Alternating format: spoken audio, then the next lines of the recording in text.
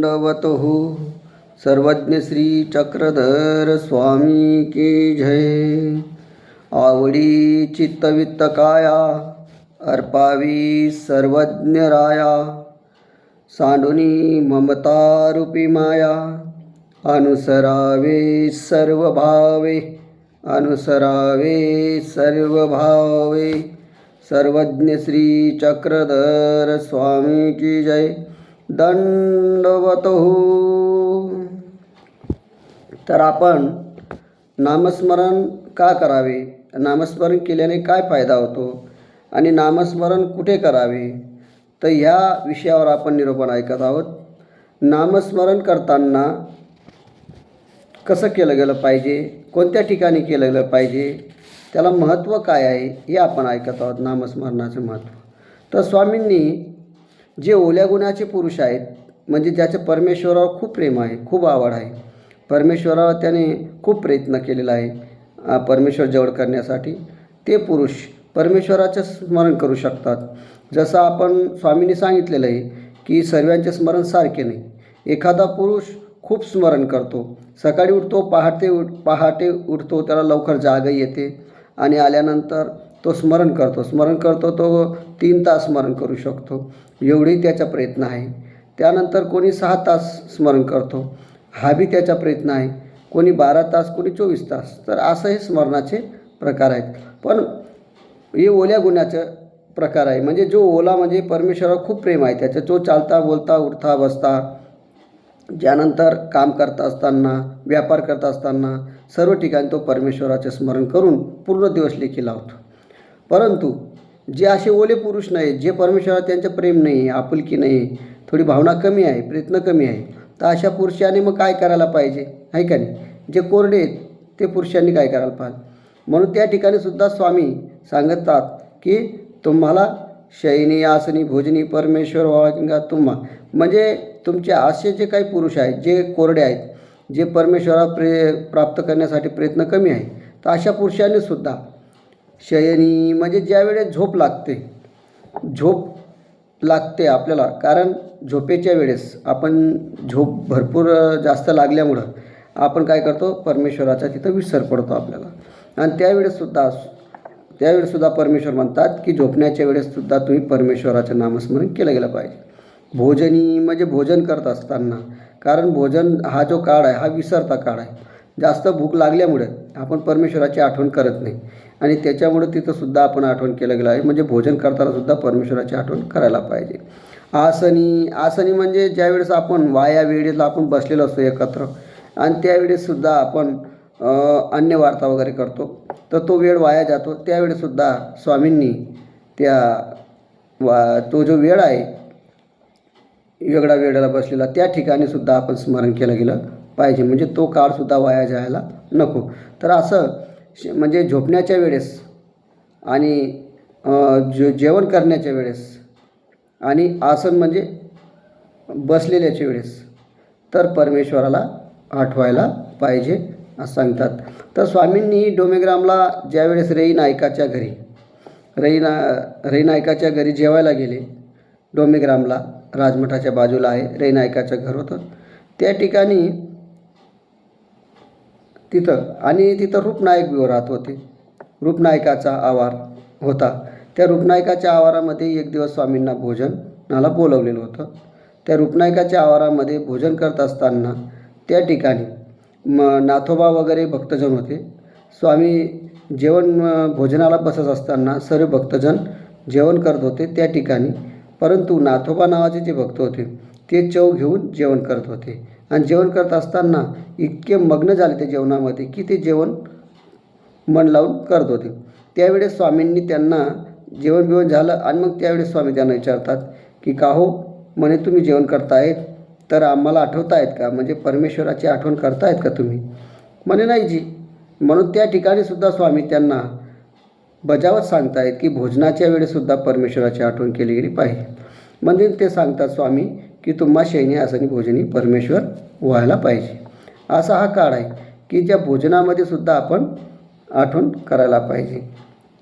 तर खडकुलासुद्धा स्वामींनी जे काही नियम सांगितलेले आहेत की बुवा अनुसरल्यानंतर किंवा उपदेश घेतल्यानंतर आपण काय करायला पाहिजे, तर आपल्याकडून स्मरण व्हायला पाहिजे. म्हणजेच जो भोजनाच्या वेळेससुद्धा आपण स्मरण केलं गेलं पाहिजे, झोपण्याच्या वेळेस करायला पाहिजे, आणि असं बसण्याच्या वेळेस, वाया वेळ जाण्याच्या वेळेस, त्यावेळेससुद्धा आपण स्मरण केलं गेलं पाहिजे. तर ते स्मरण कसं करायला पाहिजे त्याचे नियम सांगितलेले आहेत. तर 3च का सांगितले? शयन, आसन, भोजन हे ते 3 ठिकाणी ते 3च का सांगतात आहे का नाही? शयन अधिक म्हणजे काय? झोपणे आणि जेवणे आणि वाया वेळाला बसणे हा स्वभावाचा काय आहे? गुणधर्म आहे. आणि त्या ठिकाणी असे बसले की ते विसरते स्थान आहेत. म्हणजे आपण त्या ठिकाणी देवाला विसरतो. कारण संकट आलं का आपण देवाला आठवण करतो. परंतु ज्यावेळेस आपण आनंदी आहोत, आनंद असल्यामुळे आपल्याकडं सुख आहे, आणि सुखाच्या वेळेस आपण जर एकत्र 10 लोक जर बसले किंवा रिकामा वेळेला आपण बसलेलो आहोत, त्यावेळेस आपण परमेश्वराची आठवण करत नाही. त्यावेळेस आपण काय करतो? अन्यवार्ता करतो, इकडच्या तिकडच्या चर्चा करतो, निंदा करतो, चुगली करतो, वर्मस्पर्श करतो, याची त्याचं गप्पा मारतो, आणि तो काळसुद्धा आपला वाया जातो. आणि असं जर विचारलं एखाद्याला की तू स्मरण का करत नाही? मला वेळ मिळत नाही. आणि ज्या वेळेस वेळ मिळतो वाया असं बसण्यासाठी, वाया वेळ बसतो आणि बसण्यासाठी गप्पा मारतो, त्यावेळेससुद्धा तो अन्यवार्ता करतो. ते वेळेससुद्धा परमेश्वर म्हणतात की तोही वेळ तू परमेश्वरासाठी दिला गेला पाहिजे. त्यानंतर भोजनाच्या वेळेस त्याला भूक लागलेली असते, आणि त्या भुकेच्या याच्यामध्ये तावमध्ये तो जेव्हा जेवायला बसतो त्यावेळेस तो देवाचं आठवण करत नाही, तिथं संकल्प सोडत नाही, देवाच्या लीळा आठवत नाही, आणि तो डायरेक्ट जेवण करतो. त्यामुळे काय लागतं की तो जो वेळ आहे तो जेवणाचासुद्धा वाया जातो, आणि त्या जेवणाच्या जे काही दोष लागलेले आहेत, जे काही अन्न आहे, त्या अन्नाचा परिणाम आपल्यावर होतो, आणि त्याला आळसपणा येतो. पुन्हा त्याला तो स्मरण करण्याची इच्छा होत नाही. म्हणून तिथंसुद्धा देवाची आपण आठवण केलेली पाहिजे. त्यानंतर झोपण्याच्या वेळेससुद्धा आपण दिवसभराची जी काही कामं केलेली असतील, प्रपंचामध्ये राहिल्यानंतर, किंवा साधक असतील, काही दास्य केलं असेल, तर झोपण्याच्या वेळेस त्याचीच आठवण, आपल्याला दिवसभरचे केलं आहे त्याची आपल्याला आठवण येत असते. आणि अशी आठवण येत असताना त्या ठिकाणी आपण परमेश्वराचे स्मरण केलं गेलं पाहिजे. कारण इतर चिंता भरपूर चालू राहणार आहे, या रोज राहणार आहेत. आपल्याकडं संकट वगैरे चिंता या झोपण्याच्या वेळेस आपल्याला त्याच्या आठवण येत असते, परंतु त्यावेळेससुद्धा आपण परमेश्वराचं स्मरण केलं गेलं पाहिजे. आणि झोपताना त्याच्यामध्ये आपण ईश्वराचे स्मरण करता करता झोप घ्यायला पाहिजे. तर असे 3 स्थान सांगितले. हे 3 स्थान म्हणजे विसरण्याचे महत्त्वाचे स्थान आहेत. या ठिकाणी हा जो काही जीव आहे, पुरुष आहे, हा लवकर परमेश्वराला विसरतो. म्हणून देवाने हे 3 ठिकाण महत्त्वाचे सांगितलेले आहेत, नाही का नाही? भोजनावर जर आपण विसरतोच, का विसरतो? आपण सांगितलं, हा तो अनुभव आहे, आपला अनुभव आहे की आपण जेवणाच्या वेळेस परमेश्वराला विसरतो. कारण फारच भूक लागलेली असते आणि काही दम मारला जात नाही, त्यावेळेस समोर पदार्थ आले की आपण खायला सुरुवात करून देतो, पण देवाची आठवण करत नाही. तर आपल्याला असं वाटत नाही की हे पदार्थ कुठून आणले आहेत, बाजारातून आणलेले आहेत का, बाजारातून आणल्यानंतर कशा ठिकाणाहून आणले, कोणत्या ठिकाणाहून आणले, त्यांची हिंसा काय झाली असेल, त्याचे दोष काय लागले असेल, असं आपल्याला काही कळत नाही ना. आपण डायरेक्ट जेवण करतो, आणि जेवण केल्यानंतर मग ते तो अन्न शुद्ध नसतं, पवित्र नसतं, देवाला दाखवलं गेलं नसतं, आणि त्याच्यामध्ये राजस तामस गुण आपल्यामध्ये येतात, आणि आपल्याला देव करण्याची इच्छा होत नाही. चांगली बुद्धी आहे आपल्याला, कारण चांगलं अन्न खाल्लं तर चांगली बुद्धी येते. जर आपण परमेश्वराला भोजन नैवेद्य दाखवून जर कधी आपण परमेश्वराला संकल्प सोडून जर कधी आपण अन्न ग्रहण केलं, तर त्या अन्नामध्ये काय होतं? सात्विकता निर्माण होते, पावर निर्माण होतो, आणि आपल्या बुद्धीवर परिणाम चांगला होतो, आपल्याला स्वस्थता लाभते, ते अन्न पचन होते, आणि त्या अन्नाचा तो दोष लागला तो निघून जातो, आणि आपल्यावर वाईट संस्कार होत नाही, आळसपणा येत नाही, परमेश्वराच्यावर विपरीतपणा येत नाही. अशा प्रकारे या अन्नाचा परिणाम आहे. कारण जैसं अन्न खाल्लं तशी बुद्धी येते. म्हणून अन्न खात असताना, अन्न भोजन करत असताना त्यावेळेस परमेश्वराची आठवण ही फार महत्त्वाची बाब आहे. म्हणून त्या ठिकाणी परमेश्वराची आठवण केलं गेलं पाहिजे, तिथं विसरू नये. जो व्यक्ती परमेश्वराला न दाखवता अन्न स्वीकार करतो, त्याला त्या अन्नाचा परिणाम वेगवेगळ्या प्रकारे होतात, जे आपण लक्षात ठेवा. त्यानंतर झोपण्याच्या वेळेस, निद्राकाळी म्हणजे जेव्हा झोपतो आपण त्यावेळेससुद्धा परमेश्वराचं स्मरण करायला पाहिजे. पण मग तिथं जर स्मरण केलं नाही तर कसं होईल? तर निद्राकरिता लयांगता व्हाय, म्हणजे निद्रा करतानासुद्धा स्मरण करता करता झोप यायला पाहिजे. आणि जर तुम्ही असे झोपले आणि झोपल्यानंतर जर तुम्हाला संकट आलं, मृत्यू येणार असेल, लखवा लागणार असेल, एखादं संकट येत असेल मोठं, आणि त्यावेळेस आजार होत असेल, तर ते सुद्धा परमेश्वराचं स्मरण जर आपण करत राहिलो, आपण परमेश्वराचं स्मरण करता करता जर झोपलो, तर झोपेमध्ये आपण ईश्वराचे स्मरण केल्यामुळं आपल्याला परमेश्वर आपल्याकडे लक्ष देतात, आपल्याला आजारी होऊ देत नाही, संकट येऊ देत नाही. म्हणून झोपतानासुद्धा परमेश्वराची आठवण करायलाच पाहिजे. तर मृत्यूसमयी म्हणजे मृत्यूसमयी स्मरण करले म्हणजे एक प्रकारे आपण झोपलेलो आहे म्हणजे काय, मेल्यासारखंच आहोत आपण. आणि त्यावेळी जर आपण स्मरण करत असेल तर परमेश्वराला त्याचे स्मरण लेखी लागणार आहे का नाही. कारण कशा प्रकारे त्याला उदाहरण आहे की जसं व्यापारी असतो, एखादा काम करणारा असतो, तो व्यापारी, त्याचे मोठे मोठे व्यापार असतात आणि त्या व्यापाराचे त्याने व्यवहार केला असतो दिवसभर. आणि तो व्यापारी जेव्हा झोपतो रात्री, त्यावेळेस सर्व दिवसभराच्या व्यवहाराचं चिंतन करतो. याला इतके पैसे दिले, त्याला तितके पैसे दिले, याला इतका पगार दिला, हे दिला, ते दिला, ही वस्तू विकली, असं म्हणून तो विचार करत झोपतो. तशा प्रकारे आपण जर परमेश्वराचं स्मरण करता करता जर झोपलो त्यावेळेस, तर आपल्याला ती निद्रा सुखाची निद्रा होईल आणि त्या ठिकाणी परमेश्वराचे स्मरणसुद्धा घडेल. आणि परमेश्वराचं स्मरण गेलं तर दिवस चांगला जाईल. दिवस चांगला झाला तर संकट येणार नाही. परमेश्वर स्वतः आपल्याला सहकार्य करतील आणि आपला दिवस सुखाने जाईल. तर असं आहे, नामस्मरण करायला पाहिजे, आहे का नाही. तर त्यानंतर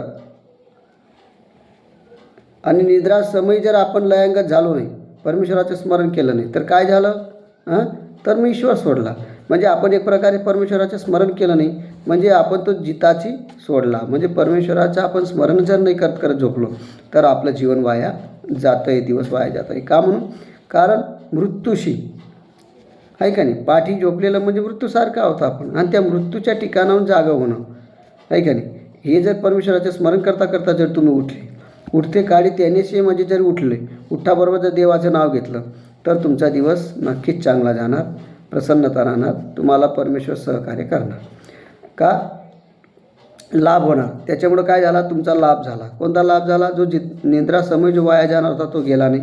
सकाळी उठले म्हणजे तुम्हाला प्रसन्न वाटेल.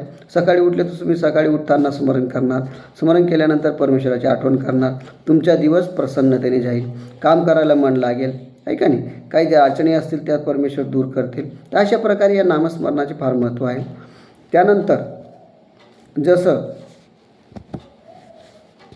परमेश्वराची जो नातं आहे आणि ते नातंसुद्धा आपलं जुळलेलं असतं. परमेश्वराची जो सांधा आहे तो सुद्धा तुटलेला असतो. म्हणून त्या परमेश्वराचं स्मरण करता करता आपण झोपावं आणि परमेश्वराचं स्मरण करता करता उठावं, आहे का नाही.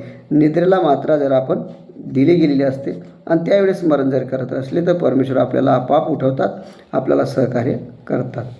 तर असं आहे. त्यानंतर हे झालं भोजनाच्या वेळेस आणि झोपण्याच्या वेळेस. तर आता आसनी म्हणजे काही जो वेळ मिळाला आपल्याला रिकामा वेळ, त्यावेळेस जर आपण बसलेलो आहोत एकाग्र, तर त्यावेळेस आसनी परमेश्वराचा विसर पडू न द्यावा. का, बसून तो आलेला आहे म्हणजे श्रमून आलेला आहे, म्हणजे काम करून आलेला आहे, थकून आलेला आहे आणि त्यावेळेस तो बसतो गप्पा मारायला, तर त्यावेळेस तो अन्यवार्क चर्चा करत असतो. त्या ठिकाणी सुद्धा आपण परमेश्वराचं स्मरण केलं गेलं पाहिजे, आहे का नाही. तर तो थकून का आला, त्याने ग्रामांतर केलं, गावा गेला, कुठंतरी फिरायला गेला, व्यापार केला, हे केला आणि ते करून तो तिथं आलेला आहे. आल्यामुळे तो थकलेला आहे. थकल्यानंतर थोडासा वेळ बसतो, त्यावेळेसुद्धा परमेश्वराचं स्मरण करत नाही, त्यावेळेसुद्धा परमेश्वराची आठवण आपल्याला राहत नाही आणि तो काळसुद्धा वाया जातो. म्हणून रिकामा वेळेलासुद्धा आपण परमेश्वराचं स्मरण केलं गेलं पाहिजे, आहे का नाही. म्हणून आपण जे काही स्मरण करतो आहे ते रिकामा वेळ बसण्यापेक्षा, निंदा वगैरे, खकाय वर्मस्पर्श कुणाच्या टिंगलटवाड्या करण्यापेक्षा, वायाची आपण कोणाचा तरी दोष काढण्यापेक्षा, तो दिवस उलट आपल्याला पापामध्ये दोषामध्ये न जाता जर आपण अशा ठिकाणी बसलेलो आहे तर परमेश्वराची कथा, वार्ता, चर्चा, शास्त्र किंवा स्मरण जर केलं तर तो काळसुद्धा आपला परमेश्वराच्या स्वीकारामध्ये पडत असतो, आहे का नाही. तर अशा प्रकारे 3 प्रकार सांगितलेत. 3 ठिकाणी फार विसरण्याची शक्यता आहे. म्हणजे शयनी, आसनी, भोजनी सांगितलं. आता 3 प्रकार, या 3 ठिकाणी हा जीव काय करतो, विसरतो आणि परमेश्वराचे स्मरण करत नाही. आता 24 तास स्मरण करतच नाही, तो 12 तास करत नाही, 8 तास करत नाही, 6 तास करत नाही, 3 तास मी स्मरण करत नाही. म्हणजे परमेश्वराची आवड नाही. मग स्वामींनी काय सूट दिली त्याला की बाबा तू एवढं स्मरण नाही करू शकत तर हे 3 ठिकाणी तरी तू मला स्मरण कर, आहे का नाही. म्हणजे झोपण्याच्या वेळेस जर तुम्ही स्मरण केलं तर अर्धा 1 तास स्मरण होऊन जाईल. भोजनाच्या वेळेस जर तुम्ही जेवण करसाल, अर्धा तास जेवण करत असाल तर तुम्ही देवाचं स्मरण जर लीडा आठवत जर स्मरण केलं आणि जर तुम्ही देवाला संकल्प सोडून जर तुम्ही जेवण करत असाल आणि आठवत तर 1 तो अर्धा एक ताससुद्धा तुमच्या धर्माला लागणार. आणि इतर वाया वेळ जर मी बसलेले आहात त्या ठिकाणी निंदा वगैरे खकायवर स्पर्श करण्यापेक्षा तिथं जर तुम्ही जेडा वगैरे आठवत परमेश्वराची कथा वार्ता स्मरण जर केलं तर तो काळसुद्धा परमेश्वराच्या लेखी लागेल. म्हणजे परमेश्वराचा जो दिवस आपला परमेश्वरासाठी गेलेला आहे तो वांज दिवस म्हणजे वाया दिवस जाणार नाही, तो परमेश्वराच्या लेखी लागणार. आणि तेवढं तरी आपल्या पदरी पडेल आणि तो असं रोज करता करता आपल्याला गोडी लागेल. ईश्वराच्या स्मरणाची गोडी लागली की त्याचं जीवन चांगलं जाणार, त्याचा दिवस चांगला जाणार आणि त्याला जीवनामध्ये कधीही कमी पडू देणार नाही. परमेश्वर त्याला सहकार्य करणार, त्याच्या चेहऱ्यावर हास्य राहील, त्याच्या घरामध्ये प्रसन्नता राहील, त्याच्या घरामध्ये झगडे भांडणी होणार नाही, सर्वांना प्रसन्नता होईल. जेव्हा या पुरुषाला जेव्हा लागत असेल त्या जीवाला तेव्हा परमेश्वर त्याला सहकार्य करून पुरवतील, असं प्रसन्नता निर्माण होते. म्हणून स्मरण करणे फार महत्त्वाची गोष्ट आहे. तर अशा प्रकारे हे स्मरण केलं गेलं पाहिजे. तर आपला जो विषय आहे स्मरण कसे करावे, स्मरणाचे प्रकार आपण ऐकले, स्मरण कोणत्या ठिकाणी केलं गेलं पाहिजे हे आपण ऐकलं आहे. तर अजून पुढं आपण ऐकणार आहोत स्मरणावर. तर आता यावेळेस एवढं ऐकू, पुढच्या भागामध्ये आपण घेऊ. दंडवत हो सर्वज्ञ श्री चक्रधर स्वामी की जय.